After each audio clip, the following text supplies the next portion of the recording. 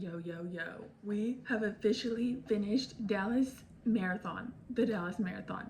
And it's actually 4 weeks out, so I finished it like a month ago. But I was just gonna share how the race went. I made a little short. I don't know if I can link it, but it like has just pictures of us at the race. And Krista and I both had an amazing race. I give all glory to God. I'm so grateful to Him to get to finally run Dallas. I had trained for it back when I was 17, and due to some health issues, I was never able to run it. And years later, here we are, and I got to finish it. And so I'm just going to share a little bit about how the race itself went and the past 4 weeks of recovery. So I'm almost 4 weeks out. And just one little pro tip that I guess I was a little unconscious or unaware of is after the race, I think electrolytes are really important. I did do some sports beans during the race, and I think they had some electrolytes. They were mainly like energy, but that was something that I wasn't real cautious on, and I ended up needing to kind of get some electrolytes back in place. Not like race day, but like the following weeks. I think I was a little out of balance. But anyway,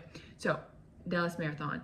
So yes, we started our taper. We tapered for 2 weeks, and then so race day, Krista and I had trained the whole time together. We followed the same training plan, used the same app, and we would do some of our long runs together, and just we're a huge support to each other through the whole thing. And honestly, our reconnection is what both gave us the kind of that impetus to like, hey, let's do this, like let's run this together. And so we decided to kind of make a plan. So our plan for the race was we wanted to stick together. Krista was very gracious. She was like, hey, and both of us, we were like, hey, if you need to run separate, that's fine. But we both really wanted to finish together and run together. So we did that. And anyway, so our race plan, our race strategy was the first 3 to 4 miles, or the first 4 miles we ran at a very easy pace. And then from mile 4 to mile 20, we had kind of what we thought we could do for like a little bit of a push, but not like a real heavy pace. And then at mile 20, our plan was if we felt good to just open it up and run whatever pace we wanted for the last, 6-ish miles. So the way that turned out was it worked really well for us. But what I would say is that at mile 20, we looked at each other and we were both like, yeah, let's just keep this like this consistent, steady pace that we know we can keep. So we did not speed up at all after mile. So we kept basically about a 9:30 pace the whole from mile 4 to mile 26, I think. So, mile 26. But so it was super good. And so I was just gonna share a few little things that I experienced. This was my first actual full marathon, and a few interesting things that I experienced was at mile 7, I started to have some knee pain in my left knee, and I'd kind of had that a little bit, but you can tell sometimes when pain is actually important, and then when it's just like something serious and something not. And I knew it wasn't serious, but so I kind of ran the whole time with a little bit of knee pain in my left knee. And the following 2 days I had some serious knee pain, and I put echinacea on it and it was fine. But so I did have a little bit of knee pain. And then let's see, on the Dallas course, if you're running Dallas, most people know this, it does have some hills. And I think those started right around mile 17 and they ended about mile 20. And something I would say about the Dallas course is your last like 4 miles are in probably the worst part of Dallas, and there's like the least amount of spectators. So those last 4 miles were kind of hard mentally, because you're just like, I'm kind of tired at this point. There's chains on or like bars on all the windows, and there's nobody out cheering. But I would say is that the majority of the race course is literally a party, and I loved it. Like I told people, I felt like a celebrity. I was like waving to everybody, like, thanks for coming to see me. Like it was just all glory to God. Like it was such a fun experience, and I'm so grateful that I am healthy enough to get to run, and I give God glory. I also want to shout out to Leslie, the Lele, because she was the one that encouraged me to just trust the Lord for healing in my stomach, and God has done exceedingly abundantly above all I thought or could ask for, and I got to run Dallas. So back to, I was trying to think what else. Let's see, we stayed at an Airbnb down there. We got out to the race course maybe like, I don't know, an hour early before crowds closed. That worked just fine. Weather was perfect. Oh, one other thing is my neighbor had given me one of these little rubber the miniature Jesuses, and anyway, I carried it with me in my race pocket, and when I crossed the finish line, I was holding Jesus, and because he carried me, so I carried him through the race because he carried me through my training.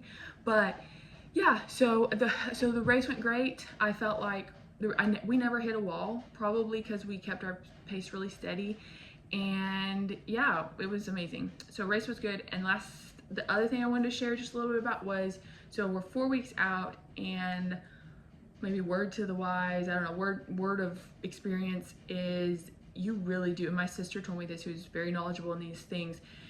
You need 4 weeks to recover from a marathon. So, I mean, like a normal person, you might be amazing, but I needed 4 weeks to recover. So I was hoping 2 weeks after the marathon, I was gonna run a 5K. I was hoping to get a PR. Like, I wanted to see what I could do. And I just had no gas in the tank. Like, I would try to run, I gave myself a full week off. I kind of did like a little bit of a recovery plan. But what I kept running into is like, I would try to go for a 3 mile run and like run at a decent pace. And it was just like I kept having to stop. And I knew it wasn't like my muscles were tired at that point, and it wasn't like my lungs were tired. It was like my body didn't have any extra in it. And so I actually talked to my cousin, shout out cousin Sarah. She has all the tips and tricks. And she was like, you might need electrolytes. And I talked to my sister, and she was like, yeah, you probably need some electrolytes. So about a week ago, I started taking I don't have them with me, but they're little body armor, like it's body armor basically, but I think it's better for electrolytes. Like, it's a specific one.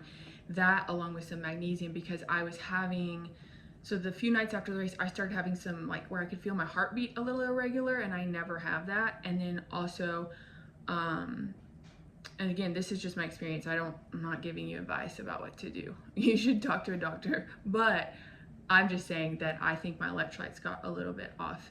And pro tip, you can actually use your Apple Watch to take an EEG or whatever too. It's not, official, but it'll tell you, like, show if you have a little bit of irregularities and stuff. Anyway, so that's one thing I would say, is just be really cautious about your electrolytes. I had plenty of fuel. I used these little Sport Beans, quick energy, carbs, electrolytes, vitamin B and C. So they did have a little bit of electrolytes. I used these, and then I used Cliff Blocks. I did use caffeine. I didn't notice much of a difference. I used both caffeine and non-caffeine. Now these don't have electrolytes. These don't, but these do.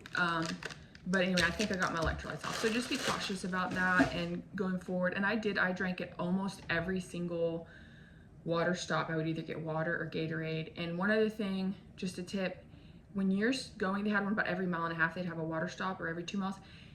On mile 20, I did not have any stomach discomfort. We were totally good. But on mile 20, I was like, you know what? I'm gonna drink 2 things of water because I'm gonna like stock up.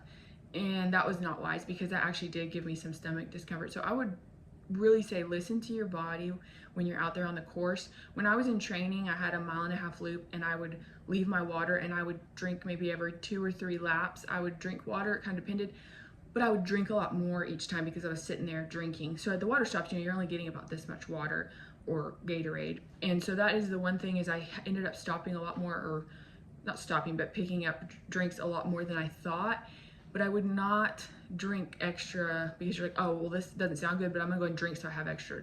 Don't do that. It's just my personal opinion, because it kind of did give me some stomach discomfort, but it was fine. That was like from mile 20, probably like mile 20 to 22, or maybe it lasted to 24. Lasted for a little while.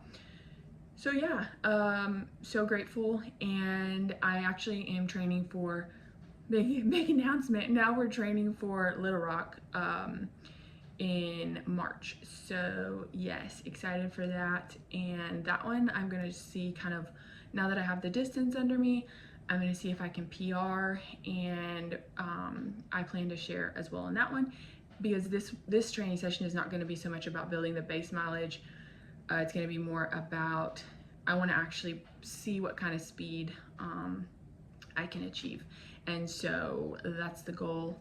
I'll keep you posted, but all glory to God. I am now an official marathoner. I don't know, we have some shirts and sweaters and everything, but I don't have any here. So yes, Dallas Marathon was finished. It was amazing, 10 of 10, recommend it.